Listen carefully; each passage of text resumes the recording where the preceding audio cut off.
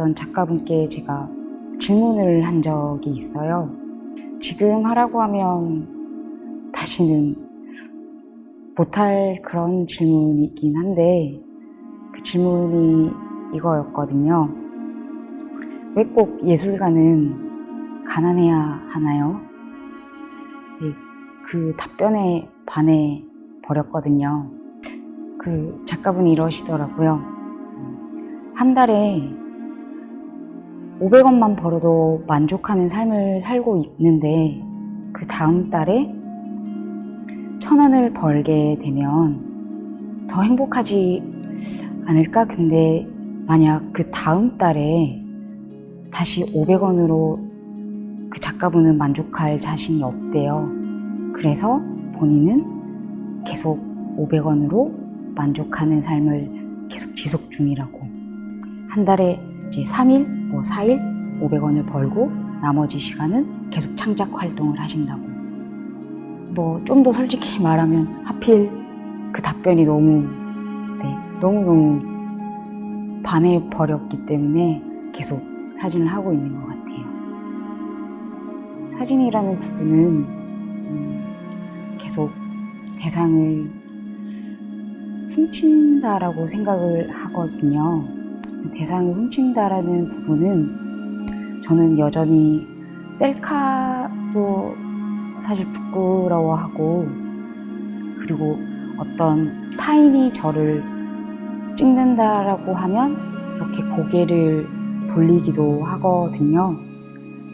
사실 사진가가 다른 사진가의 카메라를 외면하거나 그런 부분들이 저는 좀 부끄럽고 반성이 되거든요. 그렇다면 제가 하는 사진이라는 작업은 타인을 훔치면서 작업을 한다라고 저는 생각이 들더라고요. 사람이든 동물이든 자연이든 그 어떤 것도 훔치지 않고서는 나는 작업을 할 수 있지 않겠구나. 그러다 보니 내가 담는 그 어떠한 부분이든 더 많은 생각을 하게 되더라고요. 내가 어떻게 하면 조금이라도 더 배려할 수 있지 않을까? 더 피해가 가지 않도록 할 수 있는 지점들은 어떤 부분이 있을까? 조금이라도 그 대상에 대한 부분을 생각을 하다 보니 내가 담게 되는 어떤 누군가 혹은 그 공간 혹은 그 장소, 생각지도 못했던 부분들을 공부하게 되다 보니 어떤 그런 태도들을 가지게 된 지점들이 제가 생각한 사진의 힘이라고 생각을 해요. 그러니 다시 정리를 한번 해보자면 그냥 이미지로만 주는 매력이 아닌 사진을 생각하게 된 그 과정들이 저에게는 사진의 매력이 아니었을까라는 생각을 하게 되는 것 같아요. 사진가에게 사실 장소는 되게 중요한 문제입니다. 왜냐하면 다른 매체하고 다르게 만약에 예를 들면 그림 같은 경우는 꼭 그곳에 가지 않아도 그동안 봤던 기억이나 어떤 이미지로 그림을 그릴 수 있지만 사진은 꼭 카메라를 들고 그곳에 가야 되는 면이 좀 있거든요. 그게 일종의 전형적인 사진의 어떤 매체성이기도 한데요. 그러나 그런 것들이 다 의미 없는 것은 아니지만 의미가 있지만 그렇게 특정한 장소들에 국한돼서 작업을 하다 보기 때문에 한계가 분명 있기 마련이긴 합니다. 그러나 지금 권하영 작가가 갖고 있는 장소성은 물리적인 공간이면서 동시에 자신의 기억이나 애착 이런 식의 어떤 정서적인 공간이기도 해서 물리적으로만 국한되지 않기 때문에 어떻게 정서적으로 좀 폭넓게 해석을 할 수 있을까? 어떻게 감각적으로 그것을 전달할 수 있을까? 그런 부분이 기대가 되기도 하고 그런 지점이 흥미로운 지점이 될 것 같다는 생각이 듭니다.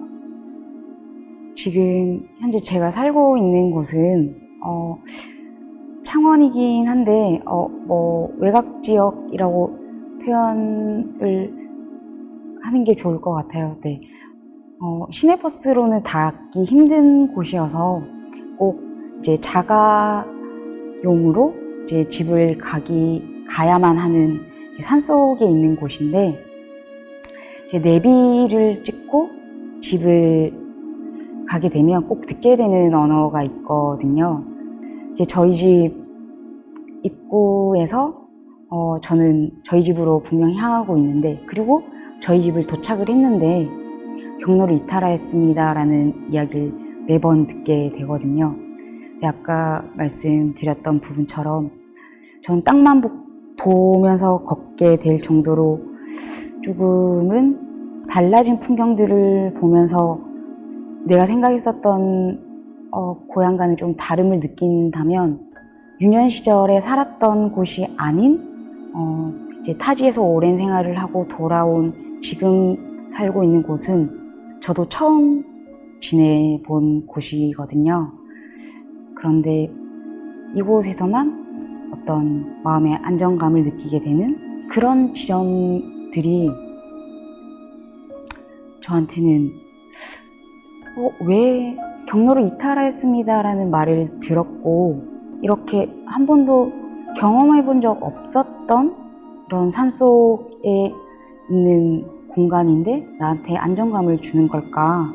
이제 그런 고민을 하던 와중에 제가 한번 택시를 탄 적이 있었거든요. 그때 설명하기 굉장히 모호한 지점들이 있잖아요. 택시를 타게 되면 혼자 막 많은 고민을 하게 되더라고요. 근데 뭔가 막 택시 아저씨는 기다리실 것 같아서 지금 현재 없지만 혹시 아시지 않을까 싶어서 창원백화점으로 가주세요 라고 말을 했더니 아저씨가 이렇게 말씀을 하시더라고요. 우리 맨키로 오래된 사람이네. 사라진 지가 오래돼서 요새 젊은 사람들은 모르는데 라고 하시면서 정확한 제가 원했던 지점으로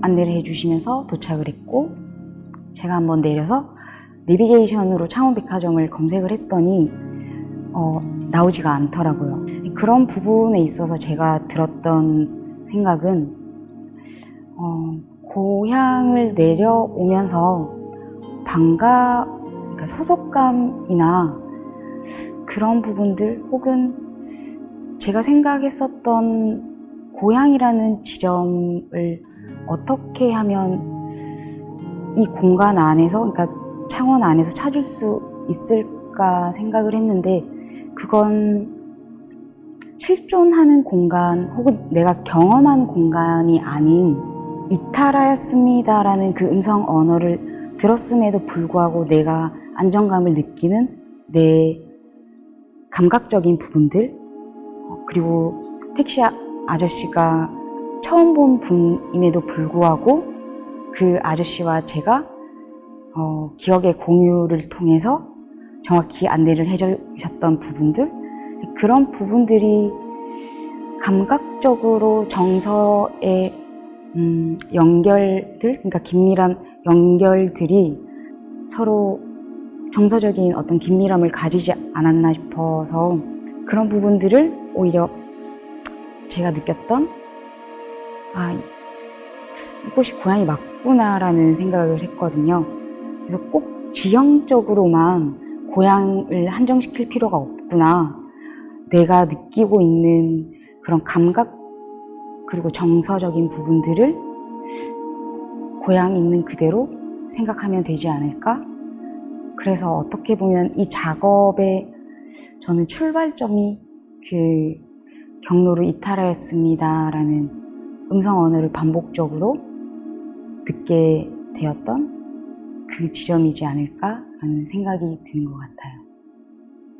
그동안 권하영 작가는 다분히 외부적으로 사회적 맥락으로 중요했던 현장을 중심으로 움직이면서 사진을 찍었는데요. 근데 어떻게 보면 이번 신작은 자신의 집 공간에서부터 출발하고 자신이 살아왔던 공간들, 그리고 자신의 기억으로 출발을 하게 됩니다. 어떻게 보면은 그동안 외부로 향해 있던 카메라가 방향 자체가 돌아와서 내부를 향하고 있는데, 어떻게 보면 작가로서는 되게 어떤 전환점이 되지 않을까 생각이 듭니다. 그래서 그런 면에서는 본격적으로 자신의 작업, 자신의 감각을 드러낼 수 있는 작업이 되지 않을까 기대하게 됩니다.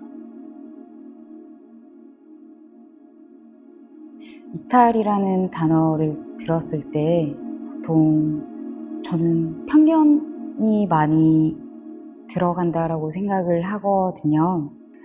탈선과 가까운 단어를 자연스럽게 떠올리지 않을까라는 염려가 조금 들기는 해요. 그렇기 때문에 오히려 그런 지점들을 이용을 했다 이런 부분들은 아니지만 저 같은 경우에는 경로를 이탈하였습니다라는 그 음성 언어를 들었음에도 불구하고 계속 안정감을 느꼈던 사람이기 때문에 이탈하여도 괜찮다라는 부분, 헤매도 괜찮다라는 부분들, 실질적으로 저는 늘 제가 습관적으로 하는 부분들이 언어에 대한 편견을 갖지 않기 위해서 실질적으로 단어를 알고 있는 단어이지만 늘 검색을 해보거든요. 그러니까 이탈이라는 부분도 그게 뭔가 탈선과 가까운 부분이 아니라 그냥 말 그대로 그냥 경로에서 벗어난 지점이거든요. 그렇기 때문에 탈선과 가깝기보다는 여기 공간에 오셔서 전시장에 오셔서 헤매면서 관람을 하셔도 충분히 괜찮다라는 지점, 그리고 헤맬 수 있게끔 일부러 만들어 놓았기 때문에 당혹감을 충분히 많이 느끼시고 헤매면서 어떠한 부분들을 많이 느끼고 가셨으면 좋겠어요.